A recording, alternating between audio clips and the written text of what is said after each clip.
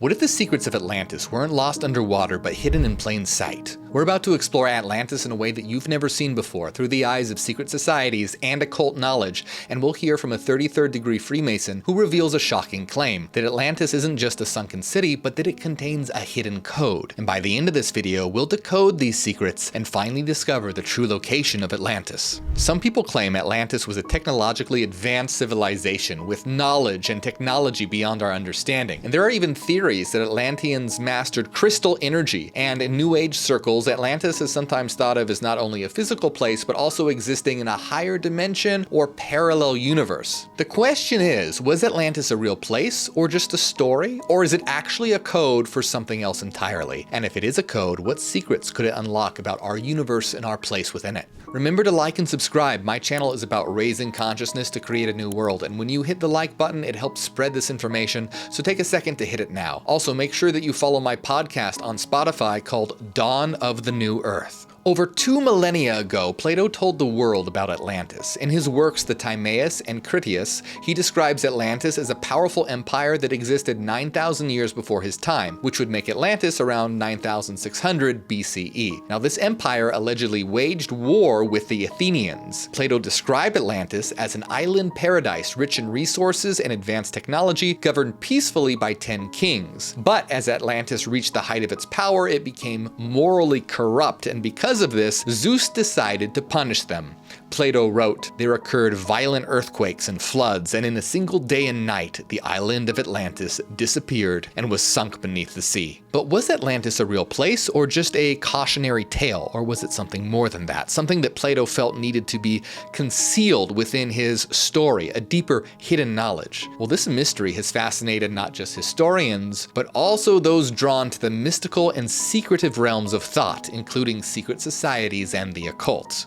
Manly P. Hall, a 33rd degree Freemason, believed that the Atlanteans were spiritually evolved beings whose hidden knowledge laid the foundations for secret societies and esoteric wisdom. He believed that there were actually survivors of Atlantis, and according to Hall, these survivors were the most spiritually advanced. And when they realized that the people were straying from the truth, they actually escaped before Atlantis sank, and they went on to spread their knowledge across the globe, seeding the ancient civilizations of Egypt, Central America, and others with their advanced understanding. He believed that the pyramids were actually constructed by the Atlanteans and patterned after their own Great Pyramid that once served as a temple in Atlantis in the city of the Golden Gates. This transmission of knowledge from the Atlanteans to the rest of the world, according to Hall, is seen in the mystical traditions, symbols, and architecture of these ancient cultures. In his book, The Secret Teachings of All Ages, he writes, "Before Atlantis sank, its spiritually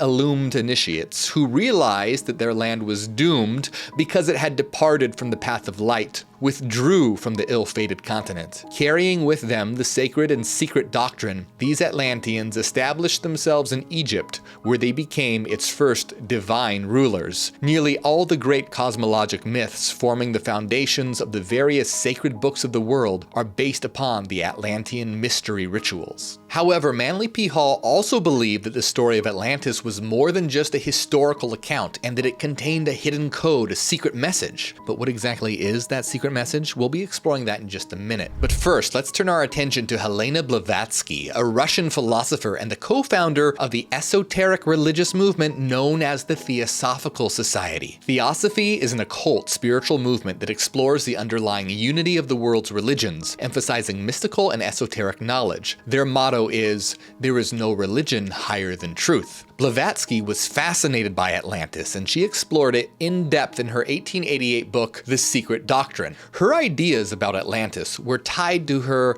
broader spiritual teachings. So according to Blavatsky, humanity evolves through 7 stages, each stage occupying a different continent over vast cycles of time. The Atlanteans were the 4th stage of humanity, and they inherited the Earth and developed a civilization that was both spiritually and technologically advanced. She described the Atlanteans as having psychic abilities like telepathy and clairvoyance, and using advanced technology powered by psychic energy. Their society was a mix of spiritual power and advanced technology that were beyond any later civilization. Blavatsky believed that Atlantis existed much earlier than what Plato suggested, dating back between 1 million and 900,000 years ago. She believed that the Atlanteans' downfall was due to their misuse of their psychic powers and technological advancements, as well as internal conflict and warfare. As they grew more materialistic, this moral and spiritual decay eventually attracted catastrophic destruction, causing the continent to sink into the ocean.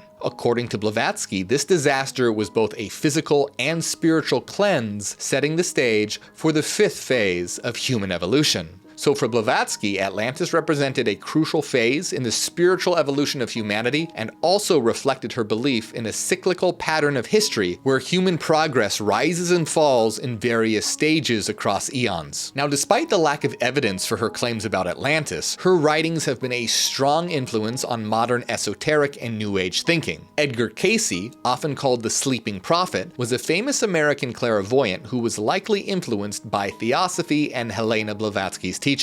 During the early to mid-20th century, Cayce made many psychic predictions and conducted readings that included incredible details about the lost continent of Atlantis. He believed Atlantis was a real place with advanced technology and spiritual practices. He spoke of the Atlanteans as having flying machines or airships and powerful sources of energy, one of those sources being the use of crystals, particularly what he called the Great Crystal, which was used for energy transmission, healing, and communication across vast distances. One of Cayce's most fascinating claims was the existence of the 3 halls of records that held the knowledge of Atlantis. Now, these were said to be located in Egypt near Giza, the Bimini area in the Bahamas, and somewhere in the Yucatan. Now, these records supposedly contained a history of the lost continent and its ancient wisdom, and this has inspired expeditions and research projects trying to locate this ancient knowledge, but no concrete proof of these halls have ever been found. Now, according to Cayce, because of their moral decay and their misuse of technological and spiritual power, Atlantis faced several destructions, the final one being a massive flood that occurred around 10,000 BCE, submerging it completely. Now, we saw that Manly P. Hall believed that spiritually advanced Atlantean survivors became the divine rulers of Egypt and influenced secret societies and esoteric knowledge. Cayce had a similar view, however, he believed that many Atlanteans actually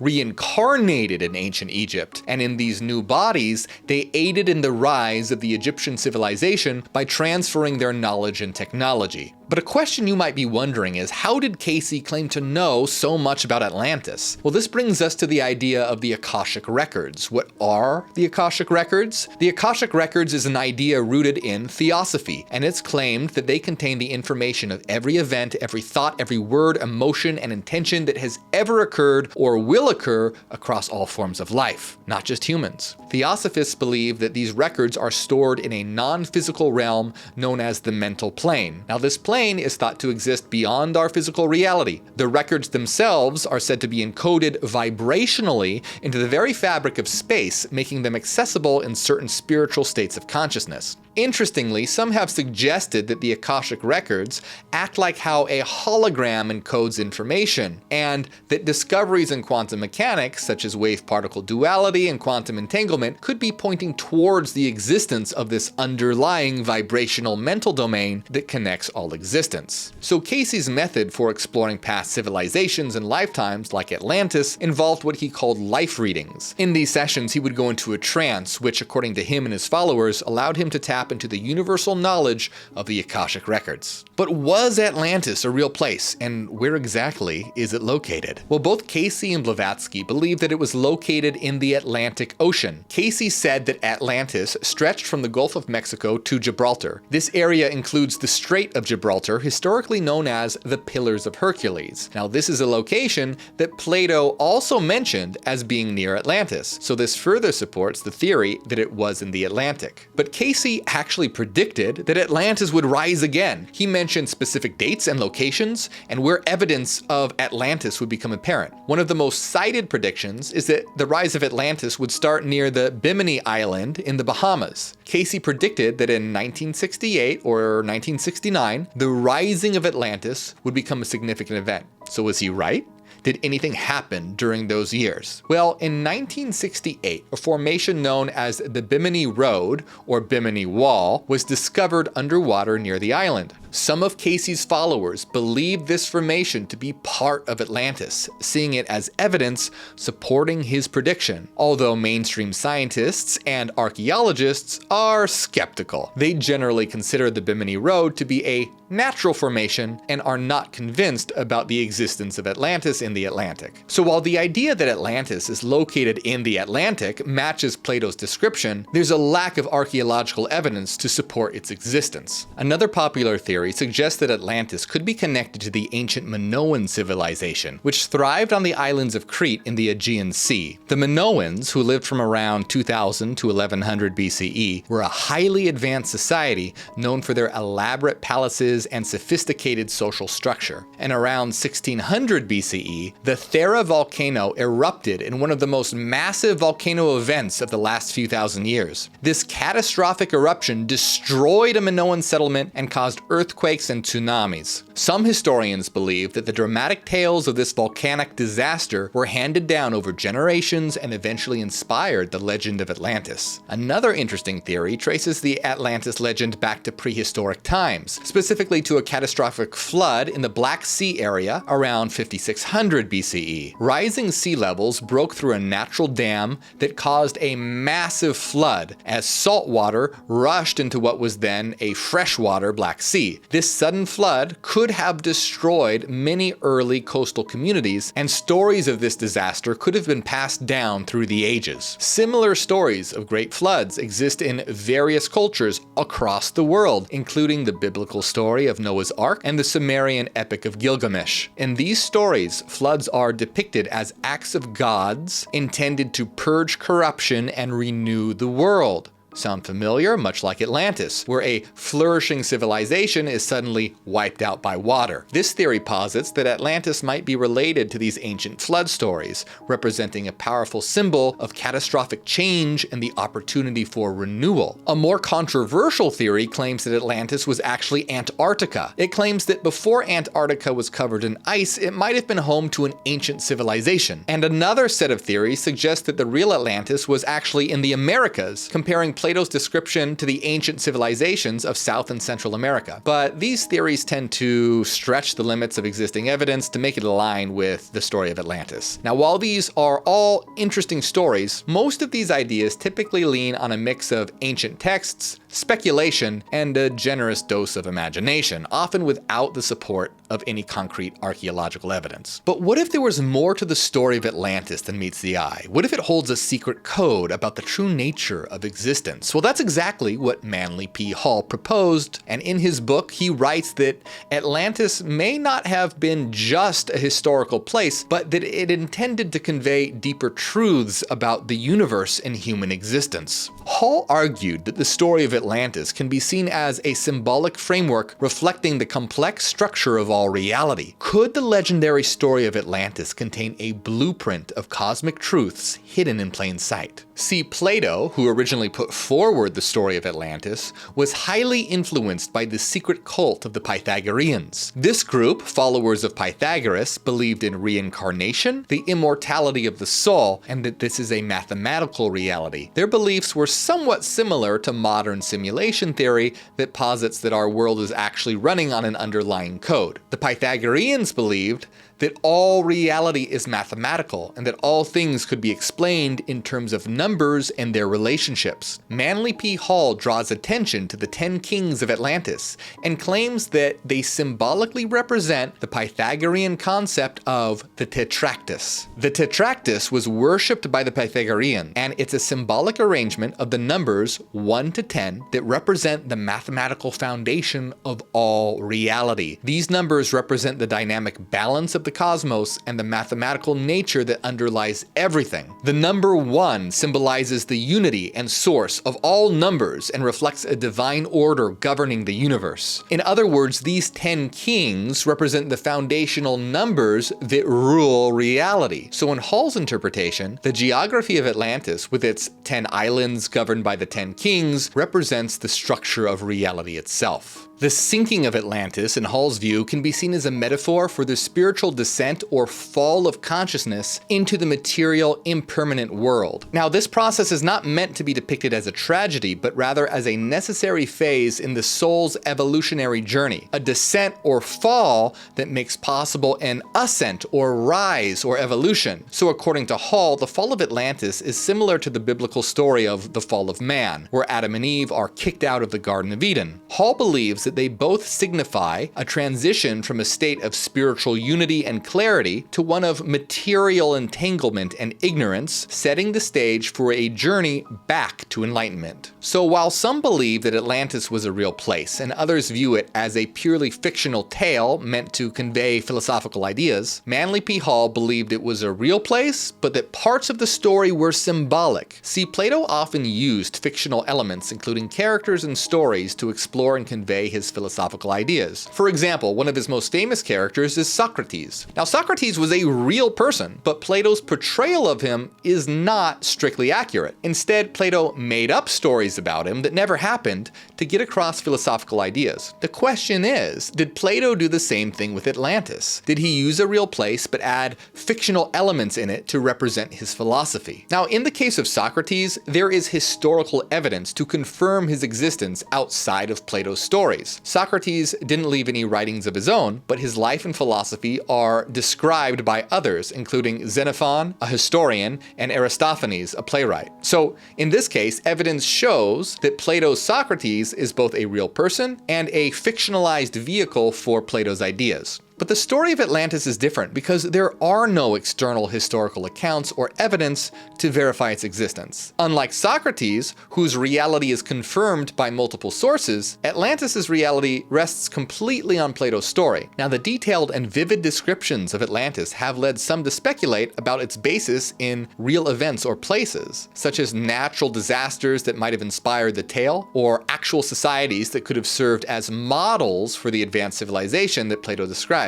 Nonetheless, no definitive archaeological or historical evidence has been found to confirm Atlantis as a historical fact. But there's yet another way of looking at Atlantis, and this is my favorite. We can see Atlantis as an archetypal symbol for the source of all reality, and this reveals a deeper, more esoteric layer of meaning that's about unity, division, and the birth of the material world. In this interpretation, Atlantis represents the state of reality before the material world existed. It's a perfect mental existence of absolute harmony and unity, reflecting the complete and undivided wholeness that exists before anything material comes into being. Now, water often represents the unconscious in many spiritual and psychological traditions. The waters that caused the sinking of Atlantis could symbolize the vast waters of the collective unconscious, where the original pure mind is forgotten and submerged in the depths. So the story of Atlantis' descent into greed, moral decay, and eventual sinking beneath the waves can be seen as a metaphor for the internal conflicts within the universal mind. These conflicts led to the fragmentation of this initial perfect unity, symbolizing how the material world emerges through separation and division. Today, we would see this as the moment of the Big Bang. This idea aligns with the philosophical views of the Neoplatonists and the Gnostics, who believe that the physical world evolves as a degradation from divine perfection, moving from the unity of an ideal mental existence into the flawed and diverse reality of the material world. In this light, the story of Atlantis is a metaphysical allegory about the fall from an original state of divine unity into the multiplicity and illusory duality of the physical universe. It's about the spiritual journey of humanity, which originates from a pure, undifferentiated source of mind, undergoes separation and division into the material realms, and must then embark on the quest of returning to that state of perfect unity through exploring the dark waters of the unconscious mind and discovering Atlantis. In other words, remembering our state of perfect unity that is locked away within our mind. Whether Atlantis exists somewhere beneath the waves or hidden in a forgotten corner of the earth doesn't actually matter, because the truth is that Atlantis lives in us, in our stories, our fears, and our hopes for a better future. It's a myth that holds a mirror to humanity. So the true location of Atlantis is within our collective psyche as a symbol of our potential for both the unity and self-destruction. Look around you. Our world is dangerously close to a societal breakdown and total destruction, much like the legendary fate of Atlantis. This serves as a warning. We must unite and change our course to avoid disaster. It's only through unity that we can save our world. Ultimately, the story of Atlantis acts as a modern parable, not of a civilization lost to natural forces, but destroyed by moral and spiritual failure. Now, while it's interesting to speculate on whether Atlantis was once a real place, it's crucial to keep in mind that there's little evidence to support its existence, and frankly, whether it actually existed or not doesn't impact our primary goal in the slightest. What's important is raising our collective consciousness, creating a new humanity, and building a new Earth. The true value of the Atlantis legend lies in the lessons that we can learn, not in its historical accuracy. In this sense, the true location of Atlantis is within all of us, as an archetypal story of a fall and the opportunity to rise again, to create a new beginning. And as Neogenians, that's exactly what we're here to do. By focusing on what unites us, we can reach new heights and utterly transform our society and create a new Earth. Now make sure that you like this video and subscribe. Check out my other videos. And if you want to help my channel grow, support my work on patreon.com/MorgueOfficial or join on YouTube at tier 2 or higher to get access to all of our members only videos. And I want to give a big shout out to everyone who supports. My name is Morgue, and I am Neogenian.